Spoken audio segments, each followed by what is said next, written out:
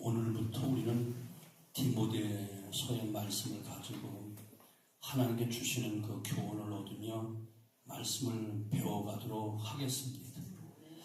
디모데전서는 성경에서 디모데 후서와 디도서와 함께 목회 서신으로 불리워지고 있습니다. 이 책이 목회 서신으로 불리우는 것은 디모데와 디도가 모두 사도 바울의 제자들이고, 그리고 그들이 한 지역에서 교회를 섬긴 목회자로서 교회를 어떻게 세워나가야 하고 어떻게 성도를 지도하고 가르쳐야 될 것인가 등등 신앙생활의 바른 자세 등을 가리키고 있는 그런 내용이기 때문에 곧 목회 서신이다 이렇게 이야기하는 거예요. 다시 말하면 목회에 관한 교훈을 많이 담고 있기 때문에 목회 서신이다 이렇게 제목이 붙은 거예요. 베드로 디모데전서는 그러한 차원에서 예배소에서 목회하고 있는 디모데에게 준 목회적 지침이자 교훈의 말씀인 거예요.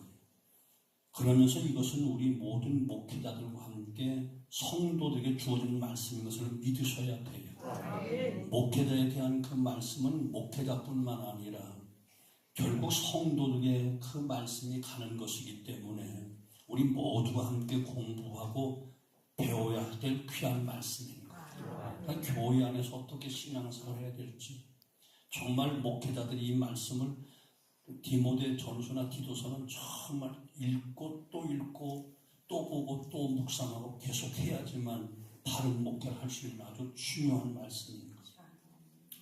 그런 차원에서 오늘부터 디모데 전서를 한번 강의하려고 하는데, 사실 수요일날 제가 설교할 때는 벌써 끝났어.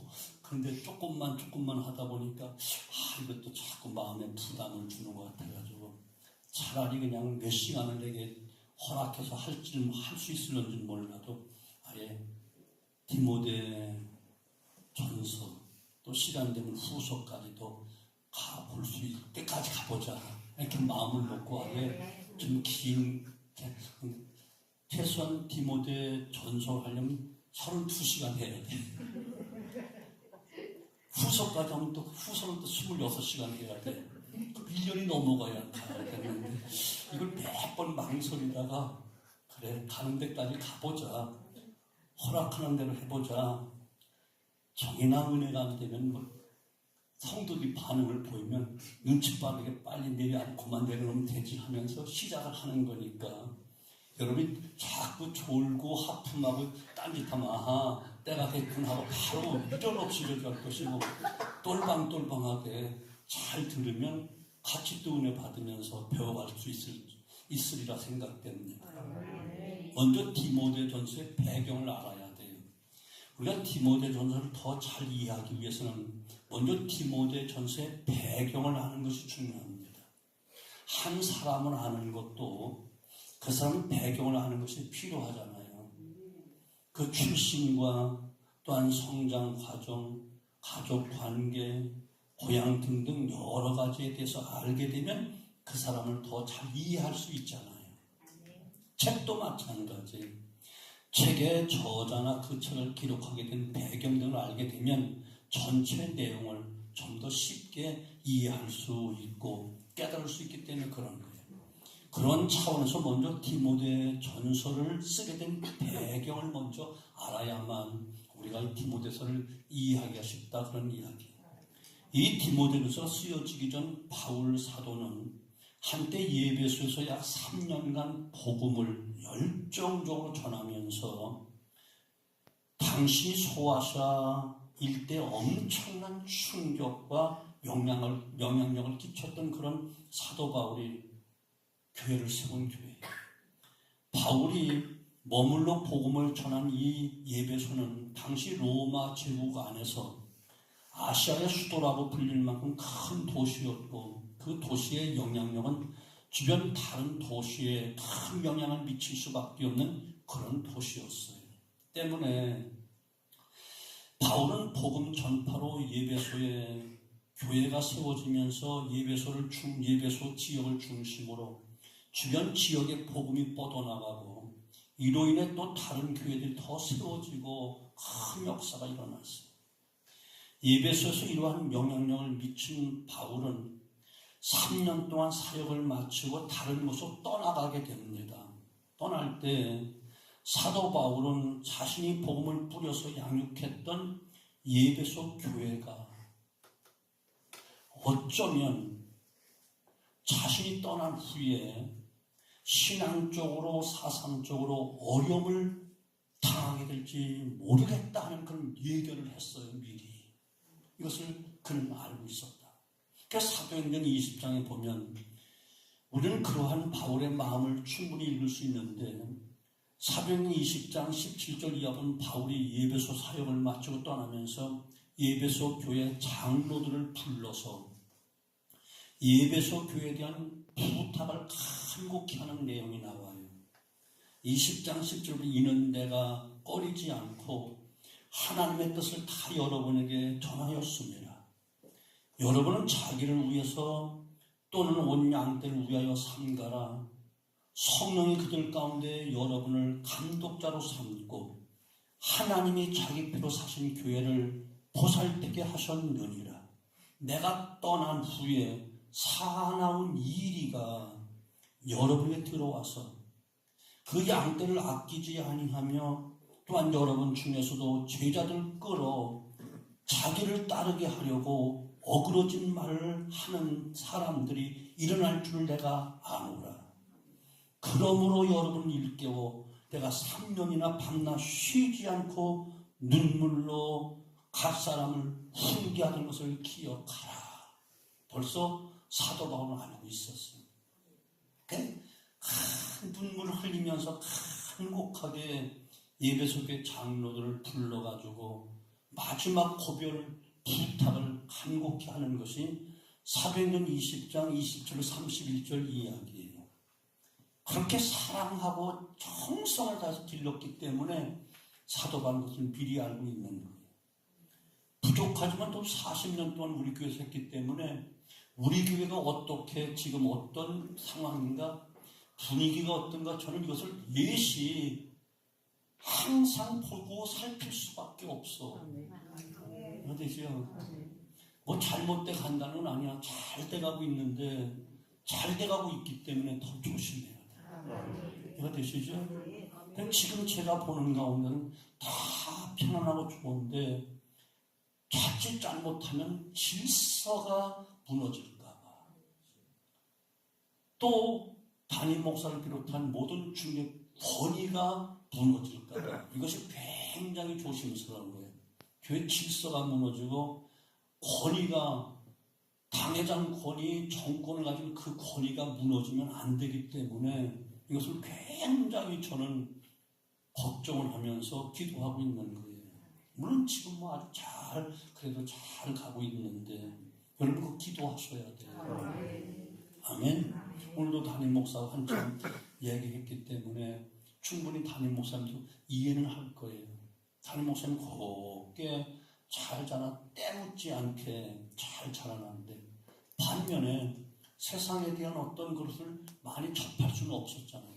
직장 생활을 해본 것도 아니고 군대 생활도 그냥 또 단체 가지 않고 또 파견 가서 했기 때문에 이런 것들에 대해서 아주 깨끗한 백지 같은 그런 마음과 그런 삶이었는데 여기에 그것은 좋은데 자칫 잘못하면 거기에 경험이 없으니까 이거 되죠?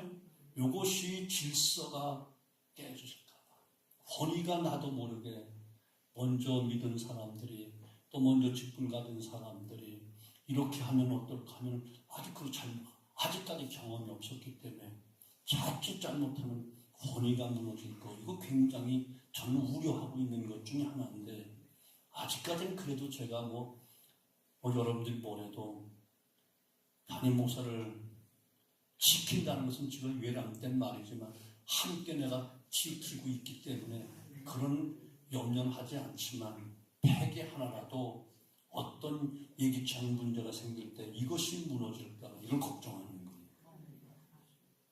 이해가 되세요? 제 마음을 잘 모를 거야 여러분들은. 목회자 하는 일이니까. 사도 바울은 자신이 세우고 양육한 이 교회 안에 분명 불순한 세력들이 들어오게 되고 이론의 신앙적으로 어려움에 처할 것을 사도 바울은 알았어. 여러분도 자식들을 사랑하고 정말 애지중지한다면 어느 정도 예견되는 게 있잖아요. 없어요, 여러분들? 친엄마가 아닌가? 정말 내가 낳은 자식을 정말 사랑하는 사람은 그것을 예견한다니까. 이심전심이라는 게 있잖아요. 그런 게 있다니까요. 이 얘긴대로 바울이 떠나간 후에 에베소 교회 성도들은 이단들의 도전을 위해 어려움에 처하게 됩니다. 바울이 염려했던 그대로 여러 가지 이단들이 에베소 교회에 들어오기 시작했어요. 그것을 사도행전 뭐라고 말하죠? 바로 내가 떠난 다음에 사나운 이리가 여러분 가운데 들어와서라고 사나운 이리로 표현했다니까. 양떼기 이리는 치명적인 적이잖아요. 자, 그 대표적인 것이 유대주의적 율법주의 그리고 영지주의라는 이단들이 에베소 교회에 들어왔어요. 유대 율법주의는 신본주의적인 구약의 전통 신앙이 아니라 변질된 곧 인본주의적 민족주의적인 어떤 구약의 일부분만 딱 취해가지고 율법 준수가 구원이라고 믿게 만드는 것을 율법주의라고 이야기하는 거예요. 철저하게 구약에서 말하는 신본주의 신앙이 아니고 조금 변질돼가지고 오히려 인본주의적으로 껍데기만 세워가지고 율법 준수가 구원의 길이다 이렇게 가르치고 있는 거예요. 그 대표적인 것이 안식일법과 할례법을 가지고 그런 미혹을 했어요.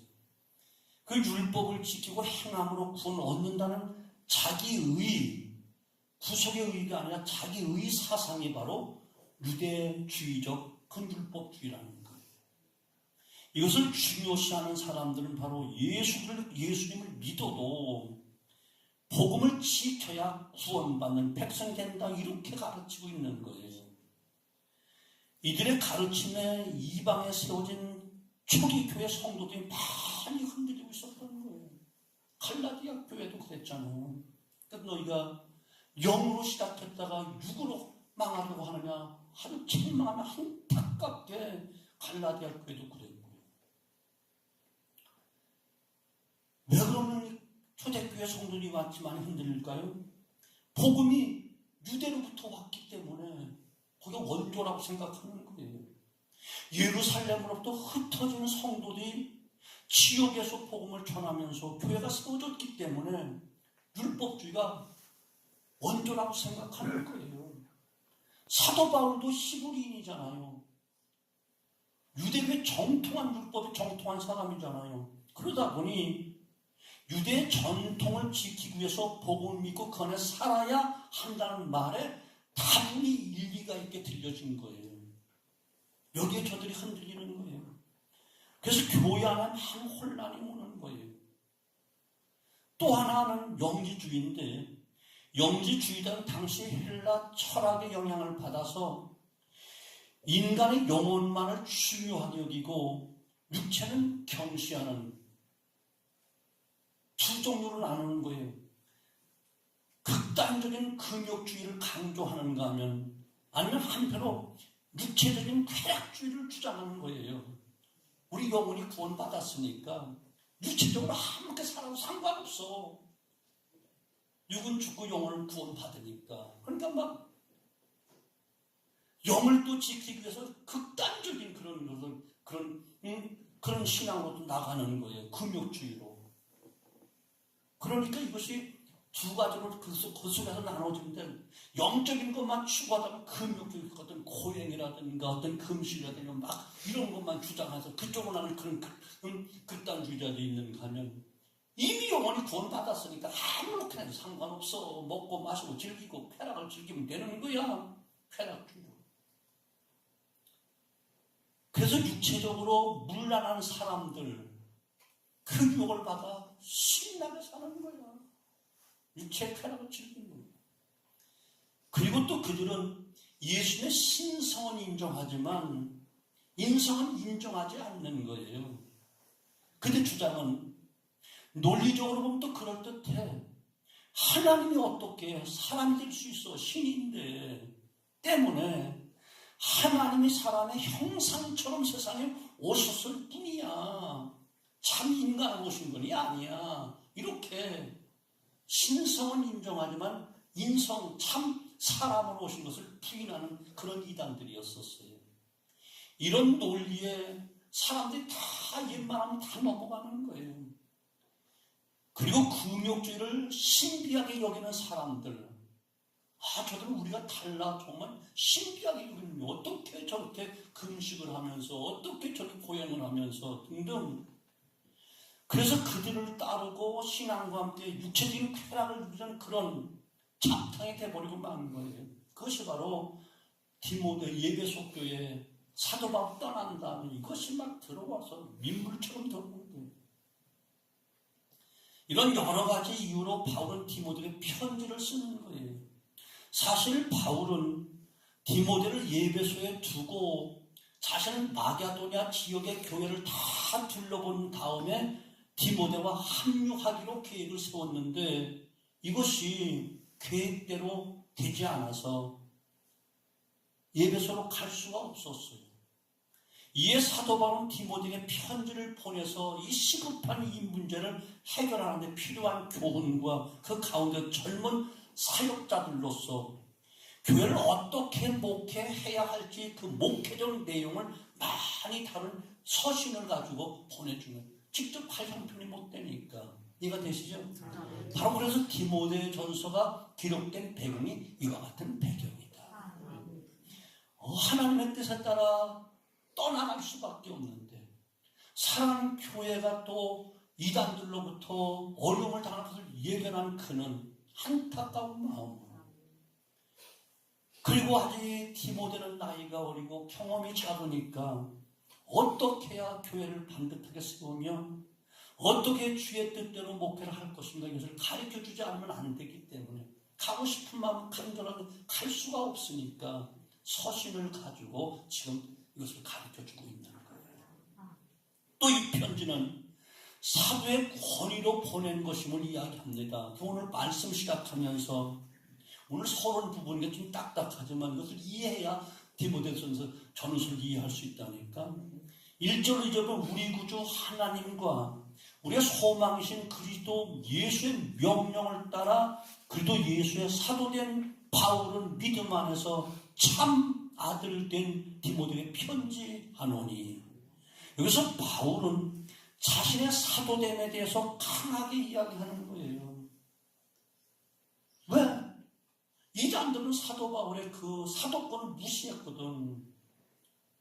사도는 주님으로부터 직접 배운 사람들, 또 부활을 목격한 사람들이 사도인데 네가 언제 주님 앞에 예수님한테 직접 배웠어?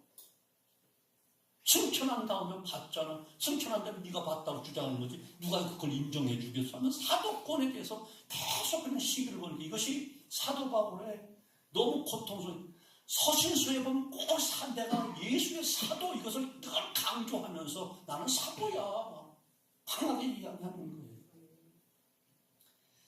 곧 구원자이신 하나님과 영생의 소망이 되신 예수의 명을 따라 사도된 나다.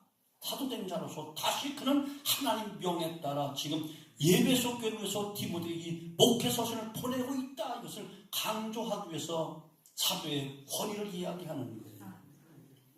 이 말씀을 그냥 건성으로 보면 단지 사도됨의 직분에 대한 것을 말하고 있는 듯하지만 자신을 사도로 세우신 하나님 명령에 따라 서신을 쓰고 있다는 것을 전달하고 있는 거예요. 단순한 믿음의 아들 디모데에게 안부를 묻는 편지가 아니고 이 편지의 권위는 바로 주님으로부터 임명받은 직임을 받은 사도의 권위를 갖고 있고 더 나아가 하나님의 권위로 씌어진 것이다. 이것을 강하게 이야기하는 거예요. 내가 쓰고 싶어서 디모데가 보고 싶어서 정에 끌려 쓰는 것이 아니고 하나님으로부터 주님으로부터 유인받은 사도의 권위와 더 나아가 하나님의 명령에 따라 이 편지를 쓴다. 권위를 그렇게 말씀의 권위를 세우는 거예요. 그런데 이 말씀은 바로 우리에게도 그래서 받는 거예요. 단순히 바울이 디모데에게 쓴 편지라고 본다면 우리랑 상관이 없어. 이미 말씀드린 그대로 하나님과 우리의 소망이신 그리스도 예수의 명령을 따라 그리스도의 사도, 예수의 사도된 바울은 믿음 안에서 참 형제되고 참 아들, 딸된 우리에게 쓴 편지니까 이 말씀 중요하게 봐야 돼요. 그러시죠? 말씀은 딱 그렇게 돼 있습니다.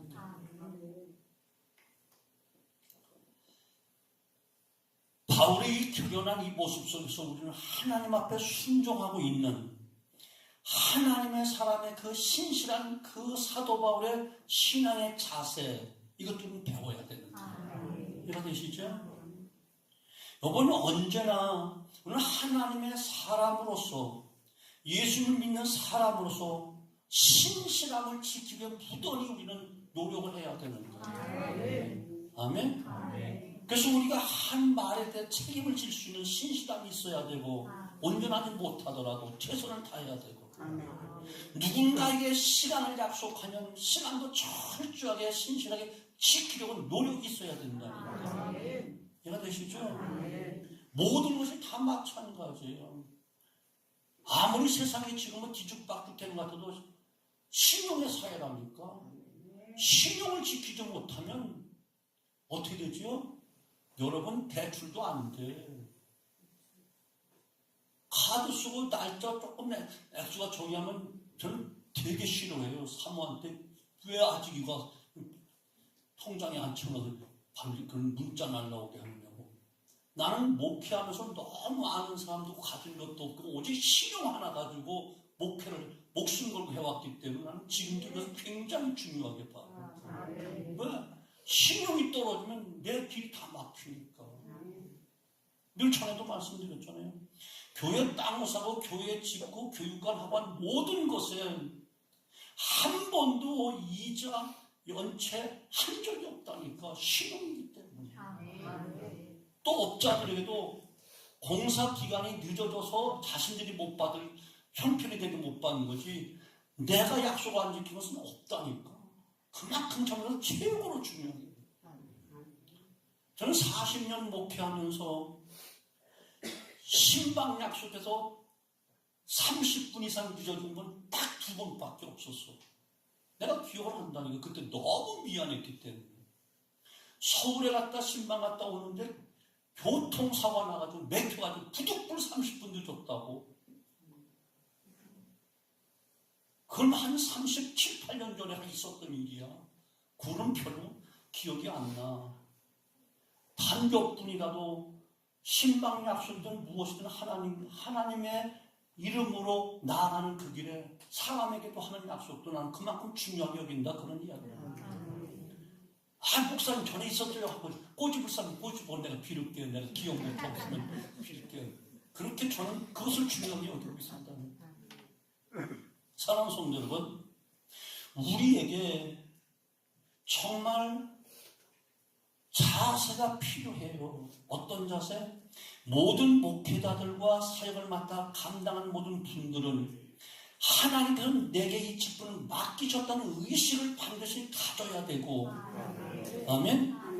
그리고 하나님께서 내게 어떠한 직분을 맡기셨다 할 때는 반드시 뜻이 있어 맡긴다는 것을 믿으셔야 돼요. 아멘? 꼭 내가 능력이 되고 그만큼 배웠고 그만큼 자격이 있어 맡기시는 것이 아니고 그 사람의 중심을 보시고 또 미래를 보시고 이를 맡기시는 하나님께서 하나님이 이루시기 때문에 되는 거예요. 우리 자격으로 되는 거야. 아멘? 그렇다면 우리는 더 내게 주어진 직분에 대한 소중함을 깨우쳐야 되고 내게 직분 주신 그 권위를 소중하게 여겨야만 되고 또한 그분 앞에서 우리는 신실하게 하나님이 직분도 맡기셨고 일도 맡기셨으니 그분 앞에 신실하게 그래서 우리 교회가 성실이라니까. 성실을 잃어버리면 실성교회가 돼. 절대로 실성교회 되면 안 되고 실성한 교인 되면 안 돼. 그만큼 신실해야 된다. 이해가 되시죠? 아멘? 자, 오늘 사도 바울은 또 이 편지를 사도 바울이 어떤 문제를 해결하기 위해서 그저 그냥 그런 차원으로 개인적으로 디모데에게 보낸 편지가 아닌 것을 여러분 기억하셔야 돼요. 바울은 디모데를 아들과 같이 여겼어요. 본문에서 그래서 참 아들이라는 말을 쓰고 있어요.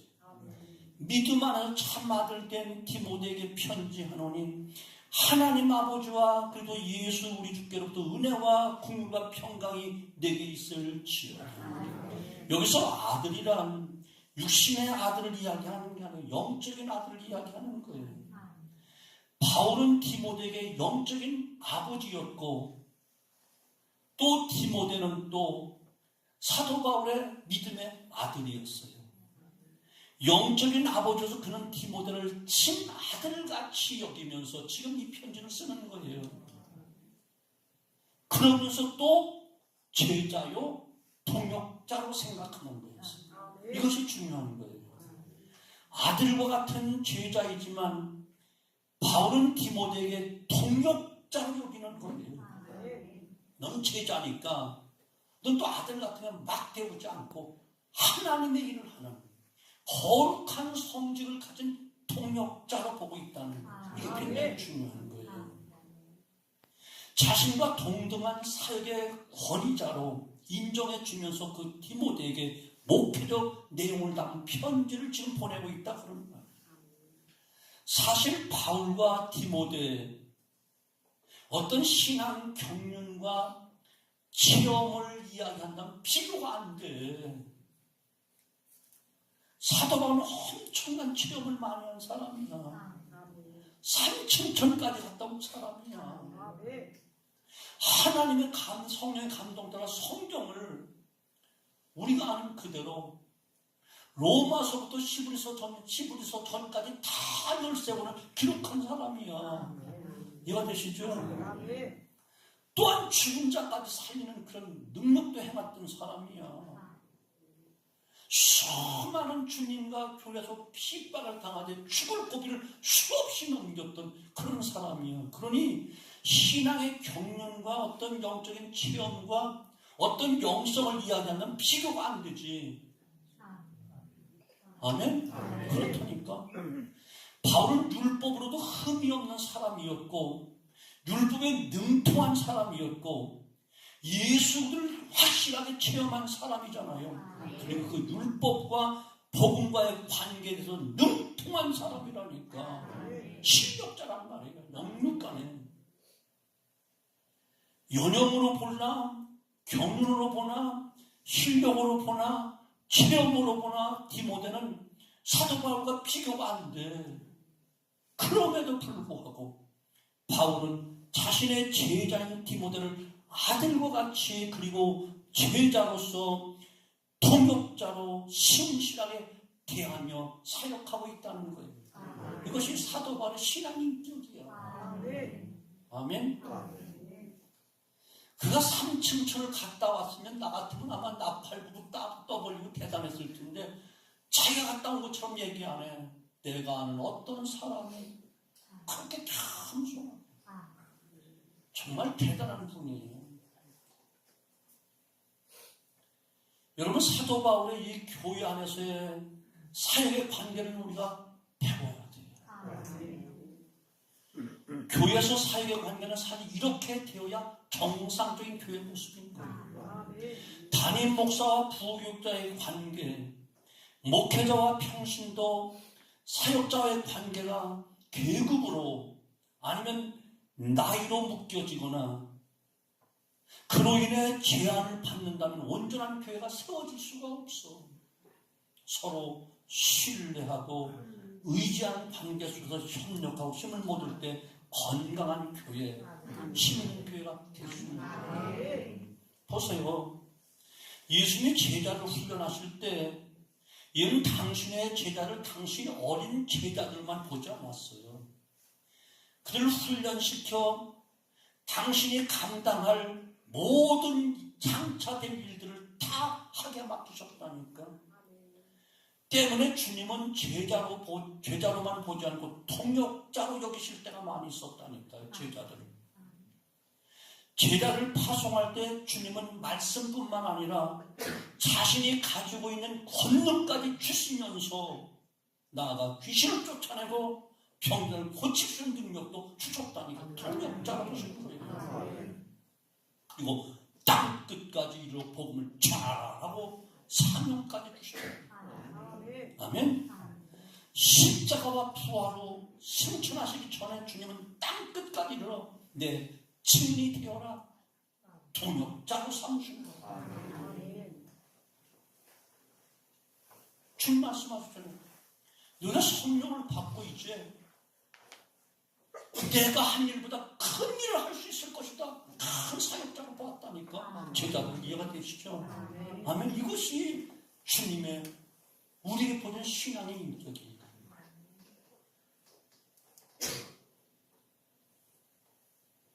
물론 예수님과 제자, 바울과 제자, 목회자와 성도의 관계는 분명한 선이 있는 건 틀림없어. 스승과 제자요, 성지자와 평신도의 관계가 있습니다. 그러나 주님의 일을 하는 데 있어서, 주님의 몸된 교회를 섬김에 있어서 몸가짐과 자세는 함께 주의 일을 행하고 함께 주님의 뜻을 이룬다는 통역의식을 가져야 된다. 이거 되시죠? 그렇게 할 때 성도와 함께 교회가 큰 힘을 발휘할 수 있기 때문에 숫자가 많다고 큰 힘 발휘하는 거 아니에요. 재정이 많다고 큰 발휘하는 게 아니에요. 서로 이와 같이 주의 일을 하는데 마음 자세가 함께 주의 일, 목사의 일이 아니고 사람의 일이 아니고 주의 일을 행하는 주님의 뜻을 이룬 통역의식을 가져야만 그것이 힘 있는 교회라는 거예요. 이해가 되시죠? 그래야 할 때 큰 힘을 얻는 거예요. 여기에 창조적이면 생산적인 일을 더 할 수 있는 거예요. 종은 창조성이 없습니다. 종은 생산성에 한계가 있습니다. 주인이 맡긴 것만 생각하고 일해야 하는 것이 바로 종이기 때문에 그래요. 그러나 통역의 관계라면 창조성이 있습니다. 능력이 나옵니다. 지금보다 더 큰 힘을 발휘할 수가 있습니다. 이게 통역이라니까요. 때문에 통역의 관계에서 하나가 되는 것이 정말 교회는 필요한 거예요. 해야 되죠? 이거 꼭 명심해야 되는 거예요. 오늘 사도 바울은 그러한 마음으로 디모데를 안부와 축복으로 서신을 시작하고 있는 거예요. 사랑하는 성도, 앞으로 우리 디모데서를 공부하면서 하나하나 우리가 배워가야 돼요. 우리가 어떻게 주님의 몸된 교회를 세워가야 하는지. 우리는 쉽게 돈만 있으면 돼, 재정만 풍부하면 돼, 사람만 많이 출입하면 돼. 아니에요. 두세 사람이 있는 곳에 주님이 계셔야 참 교회지. 수만 명이 있어도 주님이 계시지 아니하면, 하나님의 뜻을 앞세우지 아니하면, 번이가 되도 쓰지 아니하면, 동역의 의식을 갖지 않으면 결국 교회는 교회다울 수가 없는 거예요. 아멘?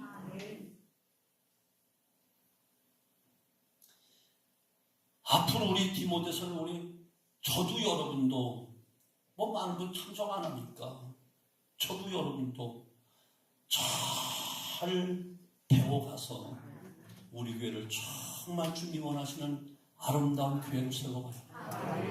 개인적으로 우리 신앙이 어떠한 신앙의 자세를 가져야 정말 하나님이 기뻐하시고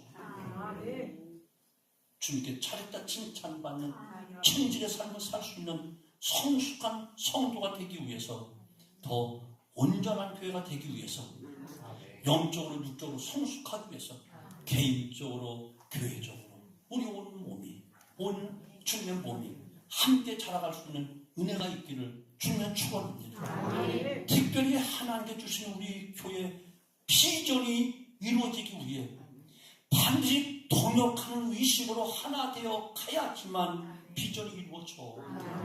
아멘. 동역의 의식이 없으면 안 돼. 이것을 위해서 우리는 마음과 힘을 모두고 하나가 돼야 돼. 주님께서 대제사장의 그 사명을 가지고 십자가를 앞에 놓고 간절히 기도했던 기도 제목이 요한복음 17장에 있잖아요. 저희로 하나 되게 하옵소서. 하나 되게.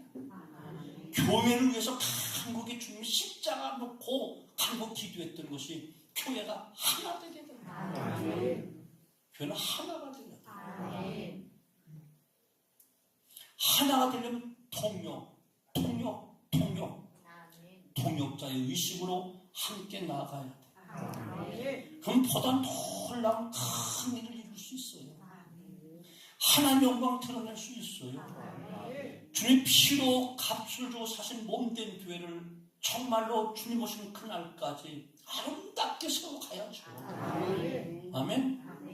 저는 나라도 그렇고 제가 가장 힘없는 사람 무슨 통할 것도 아니지만 나라나 교회를 볼 때면 하나님 앞에 또 우리 조상님들 앞에 정말 부끄러움을 느껴.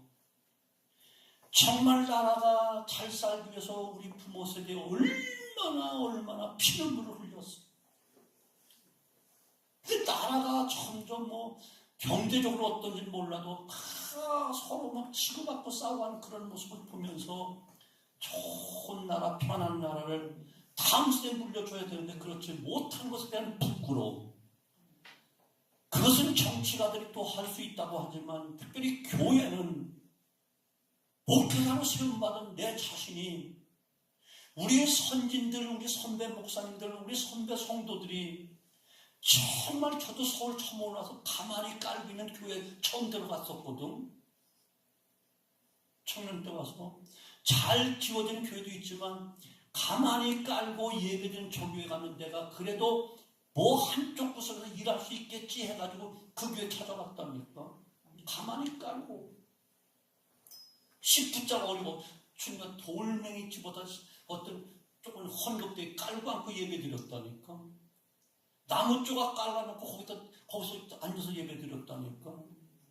그렇게 해서 오늘 우리는 정말 좋은 건물에서 편안하게 방석 깔고 의자 깔고 앉아서 우리는 이 영상 보면서 이렇게 예배를 드리는 좋은 교회를, 좋은 신앙을 물려받았는데 다음 세대에 정말 앞으로 10년 가면 우리 한국교회 새벽기도가 있을까?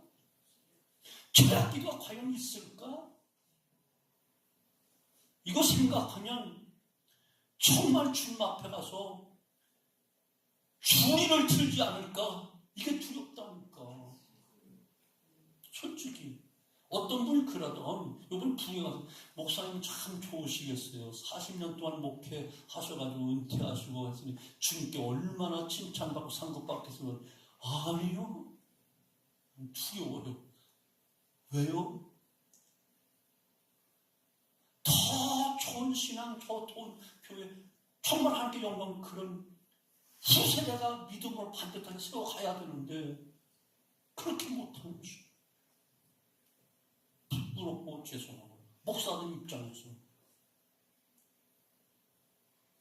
사랑하는 성도들 하나 됩시다. 하나 되지 않습니다. 삼겹줄은 끊어지지 않습니다. 백기장도 맞들으면 낫습니다. 아멘.